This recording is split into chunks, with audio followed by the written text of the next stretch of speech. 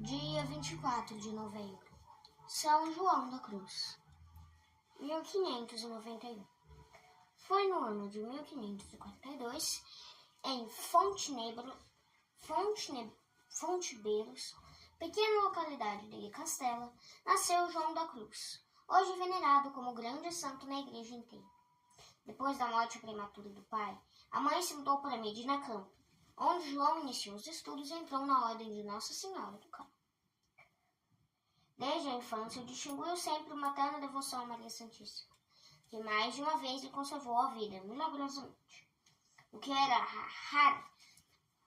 raramente se observava em meninos, o desejo da mortificação, em João era bem pronunciado, quando contava apenas 9 anos.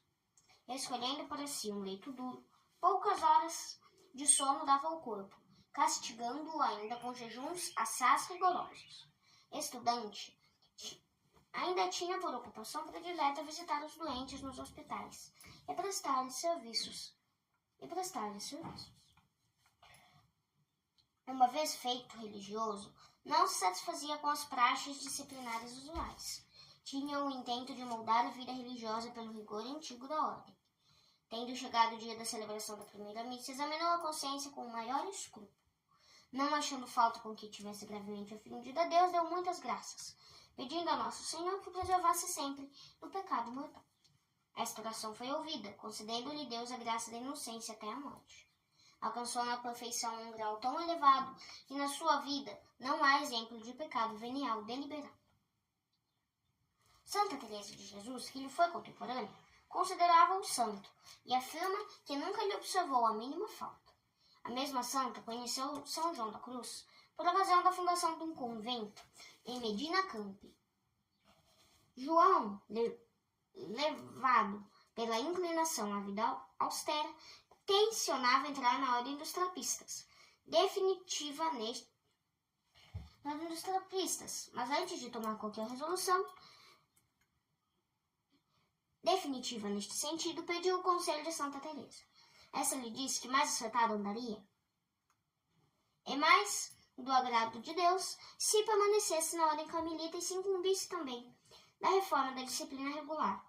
Era este plano a Deus nas orações e ao confessor, João apresentou este plano a Deus nas orações e ao confessor, e decidiu seguir a opinião de Santa Teresa. Em pouco tempo conseguiu com a graça de Deus a reforma de alguns conventos da ordem. A opiniões contrárias fechavam os ouvidos, dizendo que o caminho estreito para o céu não exigia coisa de menos valor. Só Deus conhece os sofrimentos, perseguições e injúrias que o reformador foi alvo no cumprimento da nobre missão. João não procurava honra própria. O amor de Deus era a única força motriz que o impelia a trabalhar e a sofrer por Deus.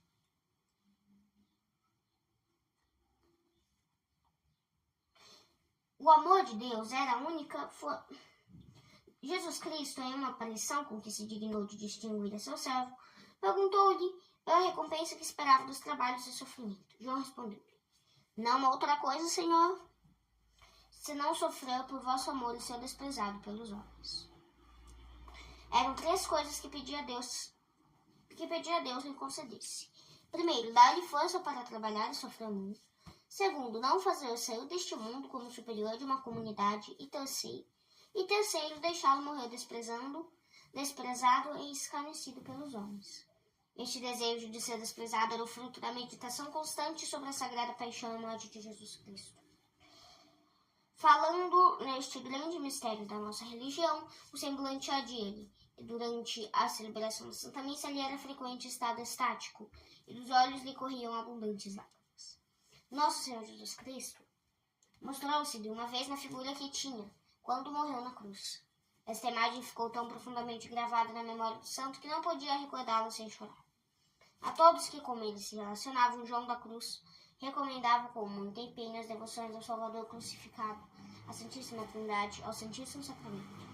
Os pecadores mais empedernidos não resistiram à eloquência e ao zelo do fervoroso carmelita, e muitos lhe deveram a conversão.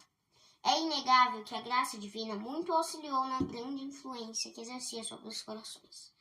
A muitos pecadores desvendou os pecados mais ocultos. Em muitos casos, predisse o futuro. Doentes desenganados recuperavam a saúde em virtude de sua palavra. Muitas vezes lhe apareciam Maria Santíssima, São José, São João e o próprio Salvador. Memoráveis são as aparições com que foi consolado durante a prisão de 9 meses, a que injustamente fora condenado. Em 1591, foi o fiel servo de Deus chamado a Eterna Recompensa. Uma longa e dolorosa doença precedera-lhe a morte. Quando os médicos lhe comunicaram a incurabilidade da moléstia, disse João as palavras do psalmista: Muito me alegrei em ouvir dizer isto, hei de entrar na casa do Senhor. Meia hora antes da morte, mandou reunir os confidades, exortou-os à perseverança e disse: São horas de eu partir. Quando ouviu o sino bater meia-noite, a hora em que a comunidade costumava cantar as matinas, exclamou: Eu as cantarei no céu. Depois tomou o crucifixo nas mãos, beijou-o ternamente, dizendo: Em vossas mãos encomendo o meu espírito. O Papa Bento XIII conferiu-lhe a honra dos altares em 1726. Reflexões. Na primeira Santa Missa de São João da Cruz, pediu a Deus a graça de ficar isento de todo o pecado mortal. Em outra ocasião, pediu para sofrer muito, trabalhar pela glória de Deus e ser desprezado e ludibriado por amor de Cristo. Bem diferente é a tua oração. Que é que pedes a Deus? Em que intenções prometes a Deus santas missas, jejuns e romarias? Não é quase sempre para obter favores materiais, restabelecimento de tua saúde ou da saúde de outros, felicidade nos negócios, etc.? Os interesses de tua alma não são muito mais elevados? E deles, no entanto, não te lembras, porque não fazes petições e promessas para alcançar a graça da perseverança, a graça de ficar livre do pecado mortal e vencer tuas paixões e vícios?